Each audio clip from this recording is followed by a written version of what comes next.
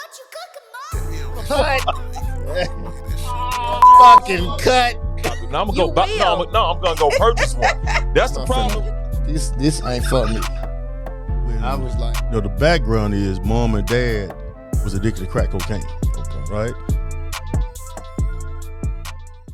All praises to the Most High. Hi, how are you? Welcome to another episode of the Doc Holliday Show, where we love to uplift black men, black women, black teen, black child, black royalty, and I am joined by true black royalty, my guy, my dude, my partner, my bruh, what the young dude said, my brother. I hate when they be texting. My brother, B-R-U-D-D-A, Aaron Kearney, the owner of East Memphis Pizza and Stuff. What's up, Doc? AK, what's up, man? Oh, man, another day to be living, baby. You know my philosophy. I do, man. Hey, look, I know about you, man, but tell the people about you. Where you from, what neighborhood, man. I mean, just give the people your background, bro. What's going on, y'all? My name is Aaron Kearney. I'm the owner of East Memphis Pizza and Subs. 17 years in the game from scratch. I'm a kid from the hood. Born and raised in Memphis, 901. I bleed that. All over Memphis. Ain't no east side, north side, south side, none of that. I'm a Memphis legend in this city. Now, what hood, bro? Because everybody say they from, everybody say they hood, you know, is what hood? Growed up in B. Hampton, but moved to Walter Simmons. Walter Simmons. Walter Simmons, baby. My spot. I mean, my cousin grew up in Getwood Garden. Yes, so sir. Getwood Garden, Walter Simmons around. Walter Simmons was damn big too, man. Talk about your childhood, bro, and growing up, because it's a lot of things that you can get into in Walter Simmons Yes, and sir. Getwood Gardens, Yes. but especially Walter Simmons. Hey, man, listen. To me, Walter Simmons was one of the best projects ever in Memphis. We was like family. If you came in Walter Simmons, you just couldn't come in Walter Simmons and talk about what you going to do. You had to come. He had to grow up in Walter Simmons. But if you growed up in Walter Simmons, Jewish Lewis, by the way, y'all know what it is. If you was in from Walter Simmons, man, we treated you with royalty, man. Walter Simmons stayed up 4, 5 o'clock in the morning, man, sleep over each other's house, eat sugar and cornbread all day over each other's house, man. We just did it, man. We just did it. And talking about that, man, a lot of people, and I tell this story, I tell my dad, I be looking back, I be like, damn, Pops, because my Pops grew up in Mississippi, he was poor. But I was like, man, it seemed like a lot of times, a lot of us be financially poor, but they were more rich than we were because you had community. Now, even growing up in Walter Simmons, I used to be on my cousin's house and Getwood Gardens all the time, but the family atmosphere, man, is like, not can I have some sugar? Let me some sugar. Yes, you know sir. what I'm saying? It's like, okay, I mean, just talk about that familial community type thing, bro. Man, listen. Growing up with Walter Simmons, my next door neighbor, I'll never forget. I'm going to tell y'all a quick story. We were staying next door to the Davis. Man, we was so hungry one day. We smelled the food coming through the wall. Doc, man, we went and knocked on their door. Said, man, what y'all cooking? They said some fried chicken. I said, man, let us have some of that fried chicken. They gave us 3-piece fried chicken, man. We got 6 people in the house, man. Everybody took a bite and passed it on. That's how good. But we lived, man. We lived to tell another day, man. That's how good that fried chicken was. And that's love too, man. But also, AK, just talk about, because there's a lot of things you can get into in those, kind of communities, man. Oh, man. You listen, I could have been a drug dealer in Walter Simmons. Serious business, y'all. I mean, I knew a lot of cats over there doing their thing. But man, I had a lot of humble black men push me away. Played sports, man. And I'm gonna tell you one name that came out of Walter Simmons that kept all of us. And actually, he came in Walter Simmons and get what God. Doc, I'm gonna see if you remember this name. Remember Sammy Davis? Yeah. Oh. Man, if it wasn't for that guy, man, a lot of people can say what they want to say about Sammy. But if it wasn't for Sammy Davis, a lot of us wouldn't have made it out the hood, man. And I was just fortunate enough to play baseball, basketball, football, everything, man. One of those kids should have been and could have been, but that wasn't my calling. That's another story we can talk about. But, man, Sammy Davis helped me become one of the persons who I am today, coming up out the hood. Never sat on the corner to sell drugs. Saw a lot of things happen. Man, in 86 when it kicked off, oh, Lord have mercy. From the grave to the back to the front, never did get in trouble in Walter Simmons, man. Now, how did you maneuver through that? Because those influences can be tough, man. You know what I'm saying? Because back then, dope boys was what we looked up to because we thought that was a cool thing to be. So, it's kind of hard to kind of fight that. So how did you maneuver your way through that, man? Man, I had a strong mama. Mama, she pushed me.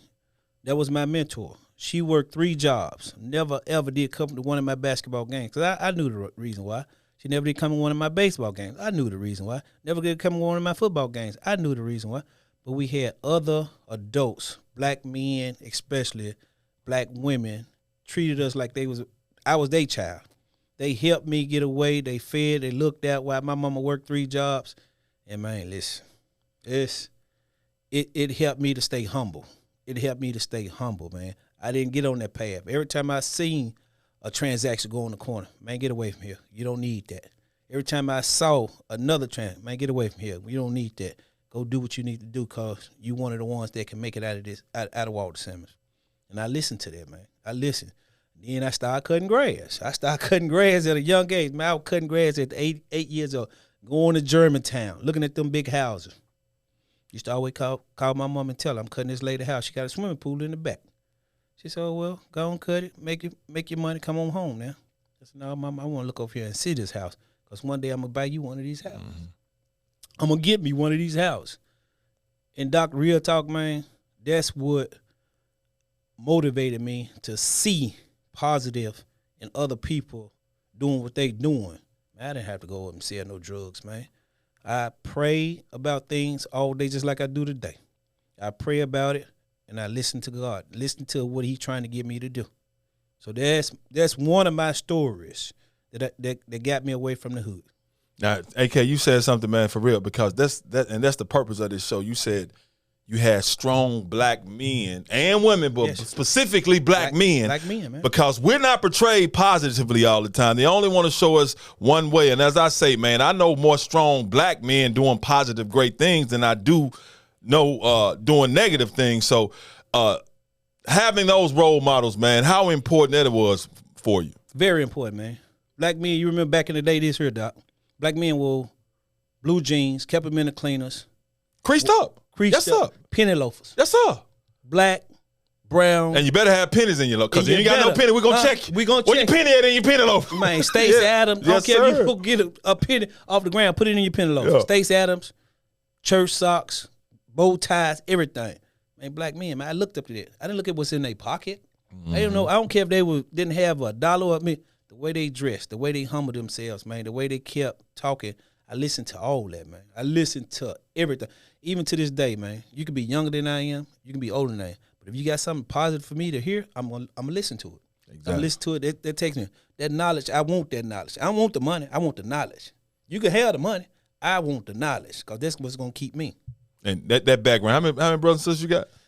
I got 2 brothers, and I got 12 brothers and sisters. Oh, so wow. it's a total of 14. Man, that's breaking news. Man, I didn't know that. I thought you said 6 in the house. I was Yes, like, it was I'm telling you now. 28,000. You know what I'm saying? But now going to your background, man. Before we move on to how you get to where you are now, just talk about those days, man. Being hungry, being in the projects, man. Not really knowing what you're gonna eat and how you make it through those days and how you remember. Because now you're at a place you want to remember where you were, so you can remain humble and remain hungry. How you make it through those times, man? Man, Mama, man.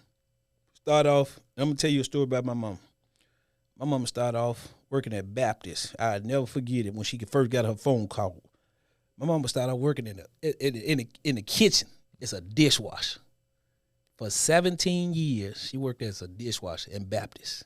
A lot of people don't remember Baptist downtown. Yeah. She worked in there. That was her very, very first job. When she worked in there, she moved up. She became a pharmacy tech. My mama we still didn't move out the project. She still stayed there.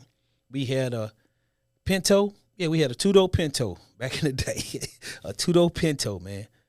My mama, she just motivated me, man. She got up every day, went to work, made sure, man, we didn't have nothing that we had milk and cereal in that house, man. Waited on that lunch truck. Don't forget about the lunch truck. I ain't forgot about the lunch truck. Don't forget about the lunch truck. People catch, lunch truck. Don't forget about the lunch truck, man. But yeah, man, my mama, she motivated me. And right to this day, you know well as I do, Doc, my mama still strong black woman. She in there helping me at the restaurant right to this day, man. Would not sit down for nothing.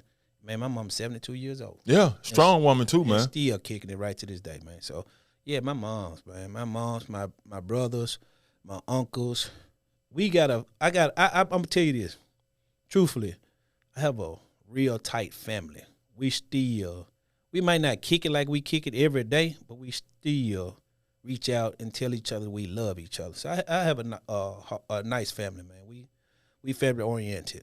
And I love to hear that, AK. Yeah. Now, your business owner now, East Memphis Pizza and South. Before we get there, now, because we talked about this. You were in the corporate world. Yes, sir.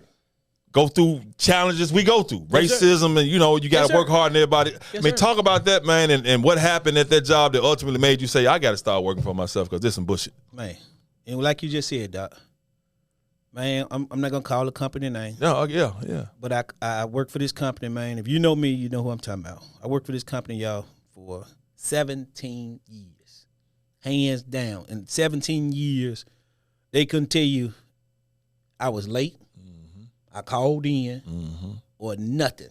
I opened up stores, I closed down stores, I traveled, could have became a general manager, the store owner, whatever. I didn't want to do that. I'm a leader. I'm not a follower. Worked for these people for 17 years, man. Till one day, something happened, changed me over. You're trying to put a sexual harassment charge on you. I didn't say nothing. They sent me home. Didn't say nothing. I went in and told my wife. Yeah, she knew. I told my wife about it. Man, the next day I got a phone call. They said, come to work. I said, if I'm coming to work, you talking about you finna terminate me, I'm not coming. You can terminate me over the phone. Yeah. Nah, we need you to come work. So I went on in there. When I went in the office, had a piece of paper on it. They terminated me. I could have went to EEOC, Doc, Yeah. and fought all of that. 'Cause I Yeah. knew it wasn't. Yeah. I knew it wasn't. Black and white. I knew it wasn't. But guess what? That wasn't my calling, man. I prayed about that. I took my 401k out of there. Took my 401k. Man, I've been successful for 17 years now on my own thing. My whole thing, man. Now, going back to that moment, though, when you lose your job, though, where are you mentally? Because I know it's got to be some doubts. Well, it ain't got to be, but I know I done lost jobs, and it was some doubts, some depression, and I'm like, I was stuck in my head for a minute because you kind of scared, and you do get a little depressed, man. Hurt. Yeah. Hurt. I dedicated my life. I wouldn't even go get another job because I knew what my bread and butter was. That's how truly faithful I was. When I lost my job, seriously, it had me wondering, how am I gonna feed my family? Yeah. You took something off my plate, and I still had kids and my wife and my mom that I had to go take care of, seriously. But I couldn't let that stop me, though. It hurt me. Even I ain't scared to say that hurts me even sometimes to this day. Yeah. Serious business. When I think about that kind of stuff, man, when I see the Bill Cosby stories and everything, all this kind of stuff, man, people don't know what's really behind closed doors. Stop believing everything that you hear. Yeah. Try to help support to see what's really going on. Don't just try to blast this person or whatever the case may be. We don't know. We don't know. But man, I went through it. I went through it for about 2 years. Depressed, wondering, worried. Man, I ain't got no income. My wife, she just started her job, doing her thing. We ain't had nothing. Yeah. We ain't had nothing. I've been there, bro. I'm with you. we ain't had nothing, man. Them bills start getting up on you. Man, then next thing you know, the wife is, what we gonna do? Yeah. What you gonna do? You the man. You the man. What Yeah. you gonna do now? I ain't marry you for this. Yeah. I had to buckle up. Yeah. But once again, I didn't get in them streets. Yeah. I got in the streets, start cutting grass, washing cars, all the positive stuff. I didn't get in the streets, sell no dope, or do nobody dirty. I didn't do that. No, I stayed prayed up. Stayed prayed up to let God lead me. Let God lead me. So, man, listen. People don't understand. When that phrase, you got to crawl before you walk, that's real. That's real. Sometimes we don't understand we got to start over in life and how we going to start over. Because like I said, we worried about our bread and butter for sure thing. Instead of getting out here to learn, recognize, and the ability that you have to get on your feet to do your own thing. Yeah. People don't understand that. Mm-hmm. You just got to work hard. You got to work. We all want the fame, the glory, and everything else. Of course, I want to live like this, but that should not determine you of not to get up off your ass and go work and make your shit happen for yourself. You're exactly right. And that's just being honest, man. Serious business. You know, I wash cars. I cut grass. And guess what, Doc? I've been in my own business for 17 years now. Guess what I still do? I still cut grass. Yeah. I get out here and still wash cars. I'm going to tell you something about me. I get out here and, excuse me, Doc, I get out here and pick up a pile of shit, man. No, it's you too, bro. Speak your mind, bro. I'm just being honest, Doc. I get out here and pick up a pile of shit before I rob, steal, and kill. Yes, sir. Yes, sir. That's for real, man. The way, if any way possible and positive that I can make it, I'm going to get out here and do it, man. I'm going to get up out that bed every day. If God allowed me to hit my feet to hit that floor, he ain't done with me. Every time me and you talk, what I say, I said, it's another day to be lived. Yes, sir. Yes, sir. And he ain't through with me yet. And you're the type of black man that we know more of than what the damn TV be showing us, man. Because it's a lot of us like, no, bro. Okay, I'm depressed because I lost my job. I was depressed. When I got fired, I've been fired a couple of times. Now this last, like I'm just like you, the TV station, I ain't gonna name them. I decided to leave them on my own, but I've been fired from TV stations before it. And my kids will tell you, man, for like a year, I was like stuck up in my room. It was dark. I was depressed, but it's like, shit, them kids like, I love you, Dad. They ain't saying them, but you like, I gotta feed you. I gotta feed you. I gotta take them. You know what I'm saying? So we gotta dig up out of that. So now, when did you make the decision to open East Memphis Pizza and Subs, man? Man, home of the loaded baked potato. Yes, sir. 3736 South Midtown. Home of the loaded baked potato. Yeah, y'all know what it is. Yeah. The home of the overstuffed baked potato. Overstuffed baked potato. My bad. Go ahead. Man, I lost my job at Cracker Barrel 2004. September 2004. I opened up my own business October 2005. So a whole year. The restaurant that I purchased from somebody, you know, he didn't want it and everything else, man. I went home, I talked to my wife. She told me, you know, go for it. If that's what you want to do, we're going to sit down with it. We're going to see can we make it work. I know me. Mm-hmm. If I put my name on something, it's over with. Yeah. That's my name. So after that, man, I went to this guy, asked him, did you want to sell a business? He told me, yeah, man, I want to sell it, but go home and make sure that you know you good, you know, all this kind of stuff. Doc, I took my 401k, man, October 2005. I opened up them doors. For the first, some people say 3 years, for the first 7 years, I had to make $50 a day. That's what people need to hear. I mean, continue on, bro. Yeah. Yeah. For the first 7 years, because my name wasn't out there. They ain't know nothing about me. People wasn't supporting me. They know me, but I wasn't famous. Yeah. You know what I mean? Yeah. I wasn't one of them highlight dudes. Yeah. I wasn't one of them street dudes. I ain't flashy. Mm-hmm. So no, didn't nobody support me. I mean, I'm making $50, $60, $70 a day. Guess what I did? I went home and put that in the shoebox. Yeah. Still paid the little bills. I did enough just to get. I'm not gonna do no welfare. I'm not gonna do no drugs. Go cut grass, $20, $30. Put that in the box. I'm gonna say that. It's gonna add up. Dime, nickels, and pennies. I'm gonna say that. Yeah. Cans. I'm gonna say that. Scrap. I'm gonna say that. $50, $60 for the first 7 years, until I got a phone call. Said, man, somebody want to come by your spot. And Thelma from Good Times. Thelma came? She. Hey, I hope my wife ain't. No, my wife can't watch. Cash, remind me, don't tell my wife when this come out. Thelma came? Thelma came, man. Thelma from Good Times. Thelma from Good Times. They called me, and I'm closed on Sundays. They said, Thelma want to come by your spot. My mama called me. I said, Mama, go and take over there. I'm out. Doc at the time, I'm outside. I'm outside of Mama Ride hooping. Yeah.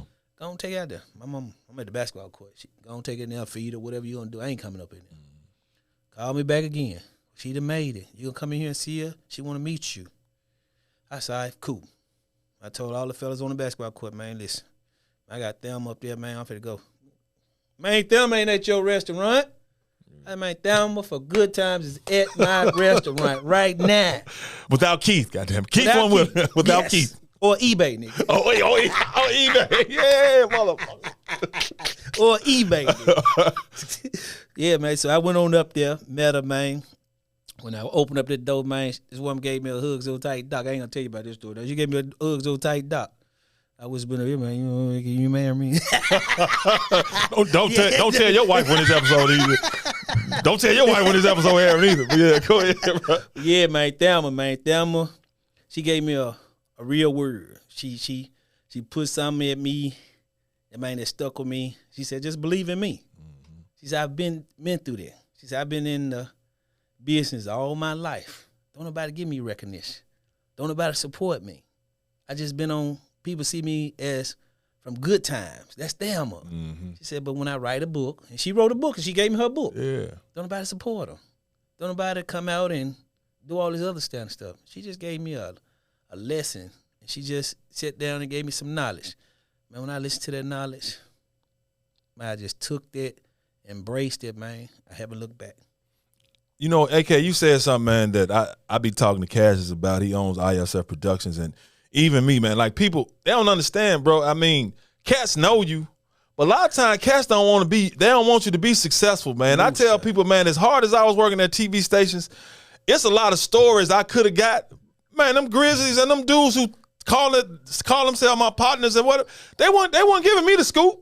They was giving it to the white guy, though. Yes, they give it to the white boy. Yes, sir. They ain't giving it to me. They ain't gonna, cause you ain't flashy, Doc. You know what I'm saying? You humble. Yeah, it's like, so we ain't cool then, bro. Yeah. And they don't understand that a lot of times people, like, we post something, man, they be like, okay, but if it's come to support, oh, hell no, we ain't gonna do that. Listen, man. It's tough, isn't it, bro? Tough ain't even a word. It's a shame. It'd be hard just to not to curse a motherfucker out every time you say, man, get your fake ass out my face. You know what I'm saying? But I'm gonna tell you this here, Doc. That's what I had to learn, man. If you ain't rocking with me, the hell with you. Yeah. Seriously, I love you. And I do anything for you. Yeah. But if you ain't rocking with me or rocking for my family, I had to push on. Yeah. So that's the reason why I can say, man, I'm being successful in my business because, like you say, I can meet a stranger. I can call Doc. Whatever I need, dog, you ain't never told me no. No, dog, and vice versa. You ain't never told me no. AK, what we need to do? AK, such. AK, such. You offended me, though. You like, Doc, can I be on the show? Come on, dog. You offended me, dog. You think you got to ask that question? But you know I had to get that in, dog. You going to have to ask that question. But go ahead, AK. I'm sorry. Go ahead, bro. You know I had to get that in, dog. You my boy. Yeah. But no, man, you ain't never told me, man. But like I'm saying to you, man, a lot of people preach and talk about us as blacks, what we should be doing. But do we really do this shit for real, Yeah. I know everybody named Man in Memphis. Everybody, Doc. I know a lot of people. Yeah. From Willie to P. Yeah. To whoever. Yeah. I know a lot of big wigs now. Yeah. Even drug dealers. Yeah. Whatever. Yeah. Huh? I done been through there. That's why I said, man, I'm all over from Memphis. But how many people that really pull on them doors or without calling me for a discount or anything else? If everybody that I knew, Doc, came in there and just bought a $2 ass lemonade. $2 lemonade now. Come on, man. Yeah, you good. Yeah. I'd be probably have 19 East Memphis Pizza and Subs up. But that's what we don't understand. Yeah. But see, when they see like a Nelly or Master P and all this kind of stuff, Rick Ross or whoever, then we want to go hear him and support that. I'm not knocking it. Yeah, I feel you. I'm not knocking that at I all. feel Doc, to each his own. But Rick Ross, if you follow him, that's what he preach about all day, every day. How you gonna grind to help somebody else? You know, a lot of people be hating on Jay-Z, but Jay-Z helped a lot of motherfuckers. A lot of people don't understand that. Yeah. Yeah, no, man. No, Doc. If we really buckle down in this world to help each other and help support each other, man, we make the world. Oh, then you goddamn right we make the world. We the reason why this joint moving. We make the world. Yeah. We create all kind of shit. Invent all kinds of shit. All kind of shit. Everything. Yeah. Which, that's what I'm saying, Doc. They don't do the homework. But if we get on IG, just like this crate challenge shit. Yeah, don't, please, man. Come on, man. Shit. Fuck. No, come on, man. No, you're right. Fuck is you doing? That's what I want to say. But get your ass off them. Where the fuck you getting them crates from? Shit, from the schools. Nigga, you can't even get your... The milk. You can't. Come on now. Yeah. Come on, yeah. Doc. We focus on the wrong. A lot of us focus on the wrong thing. We do, bro. Yeah. We do. And I'm like I said, man, I'm not knocking nobody because I've been there. Yeah. I've been there like that. I'm knocking them crate challenge motherfuckers though. Get your ass up off them crates, man. The time we doing challenges like that, why we not going to do your homework, read, support, and get better in life. Nobody want to stay in the ghetto all their life. Yeah. Nobody. Yeah. You get tired of looking at the rats and roaches in your house now. You get should. tired of all that. You should. If you get the name of them motherfuckers, then you get to see generations of them. Like, oh, that's God damn. You been there, the rat. This the grass grandchild. You know that's what I'm saying, man. You get tired. Yeah. So, man, just got to learn that, man. We as blacks, we got a long ways to go. Like I said, I'm not knocking nothing that we do in life. I promise I'm not, because I'm still learning. Yeah. I'm about to be 50. But I still consider myself, I ain't got too far ahead of nobody. Yeah. I'm still the same way, Doc. I put my pants on like you do, man. I shit like you do. I eat like you do. I ain't no better than nobody in this world. Yeah. Nobody. But I'm going to get out and I'm going to do something positive. I'm going to help somebody. I'm going to make sure the next man, if my family's straight, shit, Doc, if you come, I'm going to make sure you straight. Yeah. I mean, that's how you are, man. That's how we supposed to be with each other. And I tell, I love my people above everybody else. It is what it is. You can get mad at me. I love us. I don't like all of us now, but I love us. I might have to fight your ass, but I still love you. But I want to ask you though, AK, because people need to know, starting your business, man. I mean, you said, I'm glad you said what you said. For 3 years, you didn't make no more than $50 or $60 a day. How did you continue on? Because a lot of people just quit. They'll just give up, man. How did you say, oh, no, I ain't gonna stop. I'm gonna keep going because this eventually is going to pay off for me. But I know it takes a lot. Yeah, faith. You be like, man, I want to close the doors on this money. Man, faith, man, faith. If I'm going to go work for somebody else and I'm going to give them my all, I'm going to clock in and I'm going to work a 9 to 5, 8 hours a day, why I can't get in there and do what I need to do and let my mouthpiece, which is my mouth, do my work? Why I can't do that? I'm going to get on there and help broadcast and make sure somebody else's stuff is good in order for me to get a paycheck. So why not go do it? Believe in myself. Faith, man, faith. Even right to this day, Doc, and you might think I'm lying to you, I never took out a loan. No, I believe you, bro. I ain't, no. The PP shit? Yeah. Never. Oh, no, I'm glad you stay away from that because they just waiting to lock motherfuckers up on that. That's what I'm saying. Yeah. I never. Keep my credit and my name straight at all times. Faith, man, faith. I get up out that bed and go to work. I'm going to look. I'm going to see what everybody else got going on. Of course. I'm going to look at it. That's going to motivate me. Motivation is going to keep me to going, to grinding, and everything else. And a lot of people don't even know this. Like I done told you out there, but I got a real secret for my family. I'm doing this for my family. Yeah. I got a real secret. How many kids you got? I got 2. That's right. Yeah. I mean, I just want them to know. Yeah, I got 2 kids, boy and a girl. Yeah. But I got a real secret for my family, for my mom, my wife, which are 30 years, my 2 kids, son in college, my daughter, she married, 2 grandkids. Man, I got a real secret for my family within the next 2 months. And I guarantee you, Doc, you're going to be the man that I call to come sit down and do all my work for. I appreciate it, man. I know it's not Victor's secret either. It's his secret, Yes. AK's secret. Yeah, man. And now here you are, man. I mean, I know you, and I'm excited about it. I'll be glad when you reveal it, man, because I know it's going to be, it's extremely successful. And, of course, I wish you all the best.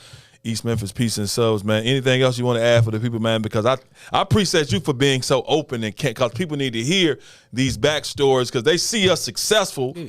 And you don't understand what we still dealing with and what we done had to deal with because it's black people, man. Trust me, this camera right here, Cash, all of us deal with the same shit. I don't care what level you think you on. We all got to deal with racism. Yep. We always got to deal with bullshit. Yep. We always got to deal with other black people that hate us. Yep. You know what I'm saying? We all have the same struggles, man, but we're all family at the end of the day because we all live in a similar goddamn experience and existence. That's all we supposed to uplift each other. But anyway, bro, anything else you want to add, man? Doc, a lot of people don't know, Doc. In Memphis, we all know each other. Mm-hmm. You may be some kin to each other. Yeah. Don't even know that because we don't do our homework. Yeah. Only thing I'm going to tell you this right here, man, seriously, this is my motto. Help somebody before you help yourself. But don't be no damn fool. Yeah. But do God's work. Mm-hmm. And you'll see your blessing coming out more and more and more every day. God didn't teach us to be selfish. Mm-hmm. We're not supposed to be selfish. Mm-hmm. We're supposed to help each other out. Yep. In any kind of way, and I know some people don't want to be helped and all this. That's a different ball game. But you know right from wrong. You put your left shoe on, you put your right shoe on. Man, help each other out. Help each other out, man. Like I said, me being in East Memphis Peace and Stuff 17 years, leaving a place after getting almost a sexual harassment charge, saying this and that motivated me, that kicked me in my ass. Yeah. That kicked me in my ass to wake up. And I'm still trying to wake up from this dream that I got going on. But like I said, man, people don't know. People don't know my story, and I tell anybody, my story, it wasn't easy. It's not easy. My journey has not been easy. I wasn't born with a silver spoon in my mouth. I wasn't born with this and that. I was born with, man, a single mom, raising the kids, working 3-4 jobs, pinto, man. But she made sure we ate good. You know, uncles positive, aunties positive, brothers and sisters positive. Man, family oriented, what kept us. So I wanted to put that and change my generation of a black man. Let's break that curse. Yeah. Let's break that curse and say, listen, we got to start doing things a different way. We got to start doing things a different way, man. Listen, black men, we going to have to stop playing with these kids so much. We got to start going back to the old days of teaching them, getting in their ass, pull their pants up, man, go out and get you a job. Man, respect that woman. Everything, man. We don't do that. We don't. Shit, I know I do, and I know you do. I tell them in a minute. We scared of the kids. Don't be scared of it, because a lot of them want that, bro. Hey, they want some guidance and some direction and some tough love, and I give it to their ass, man. Hey, I put it on my door. Man, if you sagging, you can come in there, motherfucker, spend $1 million. I don't want a dime from you. A lot of people got mad at me, Doc. Yeah. No, bro. A lot of black people got mad at me, it's man. Presentation, man. Yeah, I got you. A lot of people got mad. Right. Man, get your money first. No. Get my money first. What am I teaching, though? Mm-hmm. My mom still sitting right here. My daughters, my grandkids, they still sitting right here. So I'm supposed to accept it just by going to get a couple of dollars? Yeah. Huh? No, sir. How you doing? I'm going to approach you right. Man, pull them up for me. Yeah. If you can't pull them up, I'm going to salute you. I appreciate you. Yeah, stay blessed. Yeah. But man, we ain't going to do that.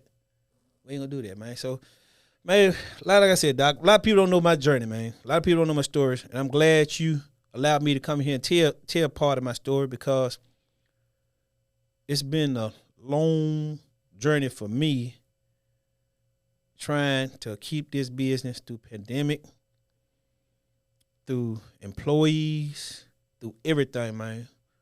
Keep this business to float like I'm flowing, man. Seriously. I mean, I'm even having problems with my goddamn landlord right now, trying to evict me. Yeah. And I've been there 17 years over something. But can't let the devil win, man. No, bro. Can't let him win. I'm gonna bust him in his face. You pull out the Bernie Mac on that ass. You can't let him win. Can't let him win, man. He ain't gonna win, bro. No, because you got favor, man. You got favor, man. But I'm gonna tell you, Doc, man, I done had a struggle, man. Making no money. And I ain't saying I'm making money right now, but I'm living good. I'm living okay. But I still get up and get off my ass. I don't sit back. I don't sit back to say I'm this and that. I get up off my ass, go to work every day, even on Sundays when people say, man, what you doing? Man, I'm praying and I'm working. I'm trying to see what God got scheduled for me. That's what I'm doing. That's what I'm doing, man. So yeah, man, I got a long fight to go, man, and I done fought a good fight. Doc, I'm telling you, man, I just got a lot of stuff that's been on the table, man. I'm glad you allowed me to come in here and just share a lot of stuff with a lot of people, man. Oh, of course. It's all love, brother. And tell the people once again, man, where they can find East Memphis Pizza and Subs, and where they can find you, man, and how they get there, man, where you're on social media, your address, and all that, bro. Man, I'm located at East Memphis Pizza and Subs, 3736 South Mendenhall, home of the overstuffed baked potato, right across from Winchester Bowling Alley. Man, I'm going to stay in the hood because the hood need me and I need the hood. Yo. I'm not going nowhere. But, man, y'all can reach me at 901-794-9600.